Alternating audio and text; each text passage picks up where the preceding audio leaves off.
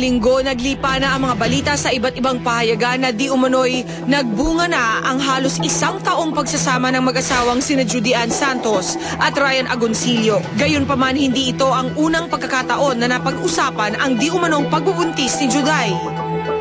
But on more than one occasion, mariin itong itinanggi ng aktres. Sa 2 past interviews ko saan tinanong si Juday kung totoo nga bang nagdadalang tao ito, this was her constant answer. Talks of pregnancy, family life.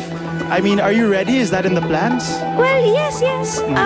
Nakaplano, pero pag dumating na yung first year anniversary namin nang wala pang baby, then really think about it kung ano yung pwede pa namin gawin. Ngunit nang paunlakan ni Juday ang Showbiz Central ng isang panayam nang umattend ito bilang presenter sa Gawad Parangal sa mga ginintuang bituin ng pelikulang Pilipino, iba na ang naging sagot ng aktres. Salamat, maraming salamat po sa lahat na nagdadasalam. I could have never been this happier kung hindi po talaga napakaraming taong nagmamahal sa aming mag-asawa. Kapansin-pansin ring iba yung pag-iingat ang ipinakita ng mga tao sa paligid ni Juday sa nasabing ceremony. Okay lang yan. So, yung pressure yung mauna. Yung pressure yung bawal. Hindi ko ma-deny, hindi ko maamin. Kasi wala naman akong Oo, diba? So, itayin lang po natin. Huwag po kayo mag-alala. Hindi ko po ito itatago. At oo naman, isang malaking good news ito kung sakasakali. Isa na rin sa mga patuloy na nag-iintay para sa kumpirmasyon mula sa mag-asawang sina Juday at Ryan ay ang manager ng aktres na si Alfie Lorenzo. Wala pa silang sinasabi sa akin. Kasi dapat ako magiging lolo. Unang sasabihin nila, ganon. Wala pa silang sinasabi. Wala pa raw confirmation. Kasi inintay pa raw yung ng doktor.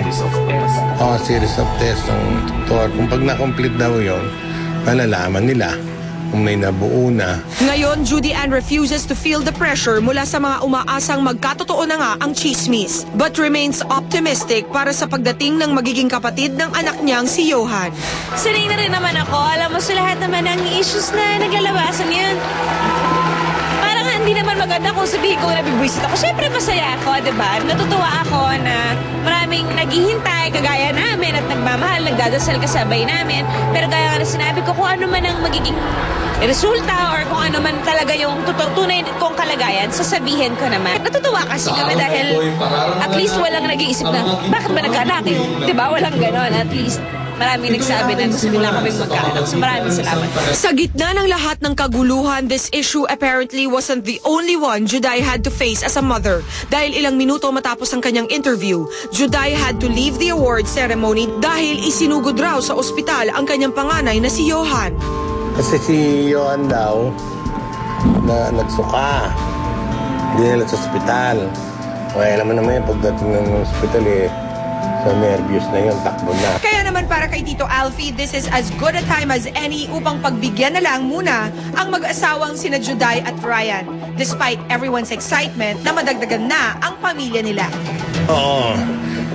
Let's give them time, ganon. Let's give them space.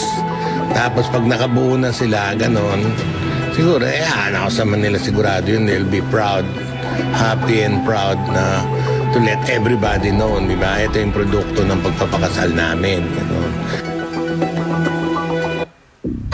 Basta Ryan and Juday, we openly welcome any announcements you might have to make here in Showbiz Central in the near future. At sana mabuti na ang kalagayan ni Johan ngayon. Samantala, kasama ko naman ang isang napakagandang babae ngayon, si Miss International 2005, Miss Lara Kigaman. Hi, Lara! Hello! Isang magandang hapon sa inyong lahat. Napakaganda naman ang timing ng guesting mo dito katatapos lamang ng Binibining Pilipinas. Oo.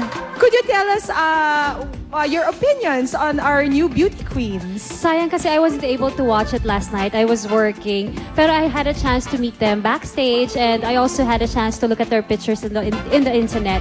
So, okay naman. Alam mo, sa mga international pageants, hindi talaga natin nalalaman kung ano yung hinahanap nila. So, I think meron talaga tayong chance. Every year naman meron chance as long as the girls will do their best. So you think these girls will actually have huge potential to bag international Oo naman. titles. Given enough preparation time, basta paghandaan lang nila talaga, I'm sure they can do it. Lara, you're the only one so far who has actually bagged an international title. What kind of advice could you give these girls para naman ma-arm nila yung sarili nila with your tips na proven successful when you did it in your own pageant? Ako, lag ko sinasabi, when I competed for Miss International, hindi ako yung pinakamaganda, hindi ako yung pinakamatangkad, definitely hindi ako yung pinakamatalino. Maraming talagang better than me. So, hindi sa dapat panghinaan ng loob. When they go into their international competition, dapat buo yung loob nila. Basta alam nila naghanda sila and they believe in themselves at alam nila yung gagawin nila for the glory of God, and definitely they will succeed. Well said, Lara. And I know it's no joking matter to maintain a figure like yours, a beauty queen's figure. Could you tell us your secrets to maintaining this?